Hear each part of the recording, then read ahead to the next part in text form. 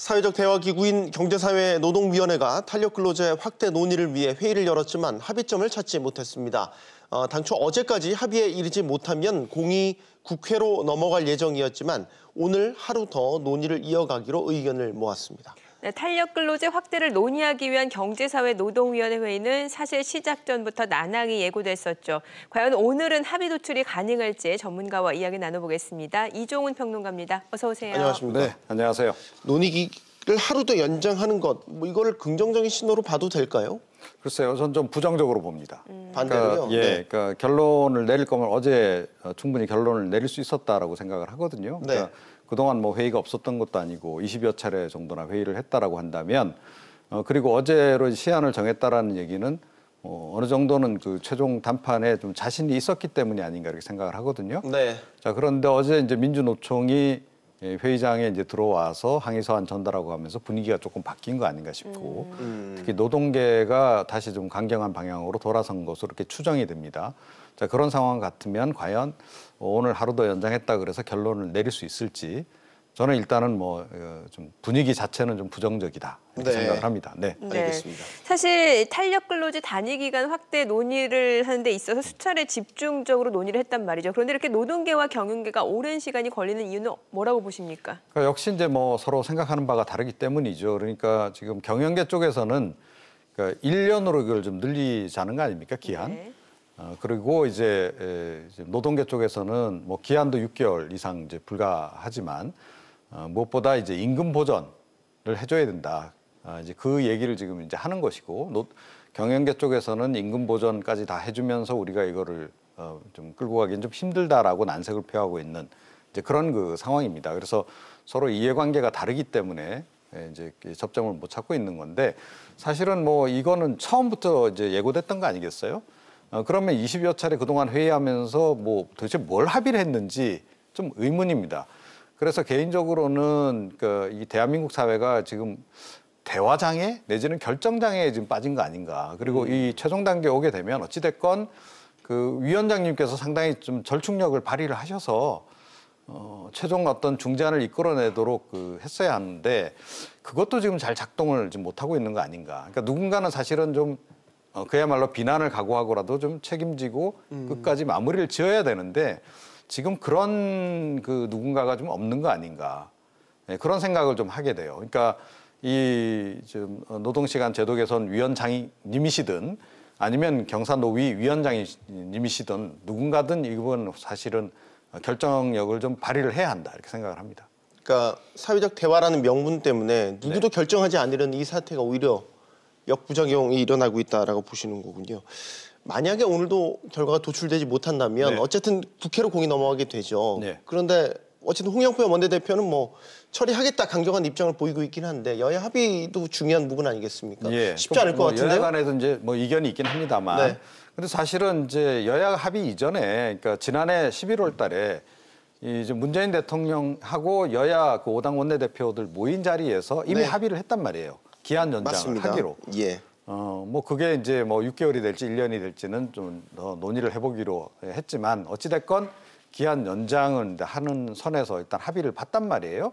그러면 그 큰 틀에서 사실은 결정을 하면 되는 거죠. 지금 자유한국당 쪽에서는 1년을 지금 얘기를 하고 있습니다. 그러니까 경영계 입장을 이제 반영한 그런 의견을 얘기를 하고 있고 지금 더불어민주당은 하고 지금 정부 쪽에서는 6개월 정도를 얘기를 하고 있는 거거든요. 네.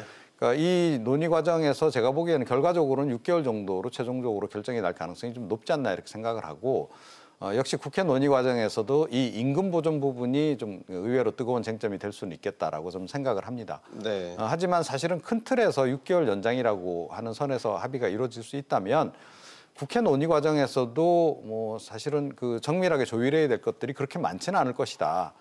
결국 의지의 문제다. 저는 그렇게 생각을 합니다. 네.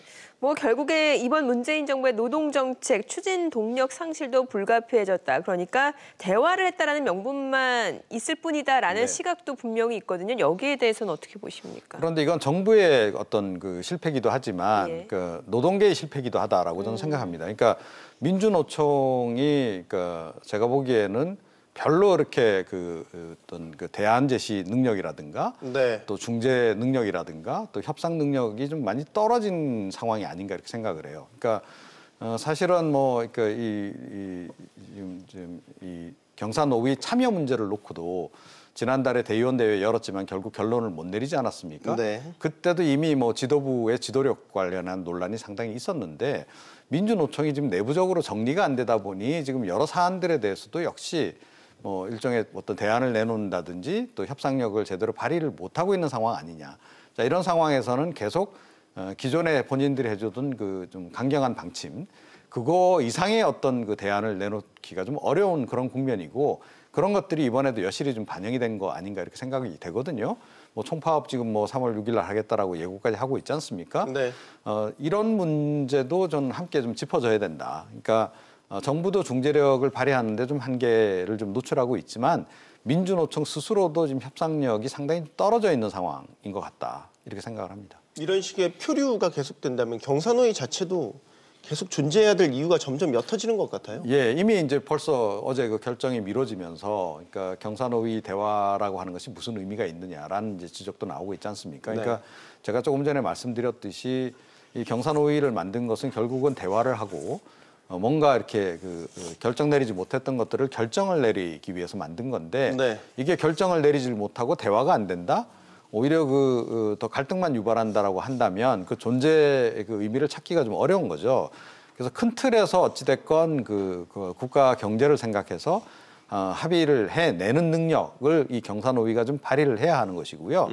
물론 이제 거기 위원들 책임도 상당히 큽니다만 제가 보기에는 누가 뭐라 해도 그 위원장님들의 역할이 굉장히 중요하다. 저는 그렇게 생각을 합니다. 예. 네.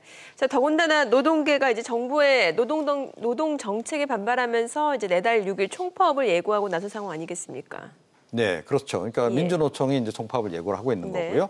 한국노총은 어찌됐건 뭐 경사노위에 지금 계속 참여해서 대화에 지금 참여를 하고 있습니다.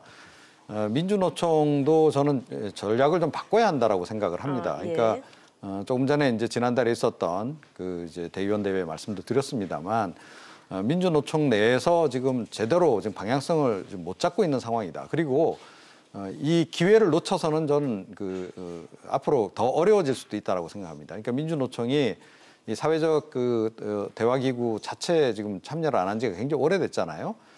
그런데 문재인 정부의 하에서도 만약에 이 사회적 대화기구에 참여를 하지 않는다면 네. 사실은 뭐 어떤 정부가 들어선들 과연 그 참여가 되겠습니까? 그럼 민주노총 입장에서는 더욱더 그렇게 되면 이제 더 강경한 방향으로 계속 갈 수밖에 없는데 그럴수록 국민들의 어떤 어떤 지지를 받기는 더 어려워질 수도 있다. 또 고립을 자초할 수도 있다라고 하는 그런 그 생각을 좀 하셔야 되지 않나 이렇게 생각합니다. 네. 자, 어쨌든 오늘까지로 논의가 연장되기로 했으니까요. 오늘 회의 전망을 좀 해주시죠. 네. 뭐 어쨌든 6개월이나 큰 틀에서 합의는 한 것으로 전해지고 있는데 뭐 임금 보전 문제가 지금 쟁점으로 부상했지 않습니까? 예, 그렇습니다. 그러니까 마지막 남은 쟁점이 이제 임금 보전 문제인 것으로 지금 이제 전해지고 있습니다.